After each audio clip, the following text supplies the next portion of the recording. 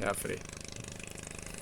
Paz e bem, queridos irmãos e irmãs, nós frades menores capuchinhos aqui do Amazonas e Roraima, com muita alegria, estamos já viajando há horas, estamos viajando por mais algumas horas para chegar em algumas comunidades indígenas que continuam clamando por falta de remédios.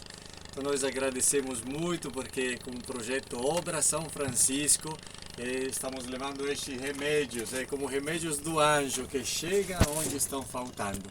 Agradecemos todos os benfeitores e benfeitoras e quem quiser ajudar pode continuar a ajudar através dos frades menores capuchinhos do Amazonas e Roraima, porque toda doação que recebemos vai ser transformada em remédio para a vida destes povos indígenas aqui na Amazônia.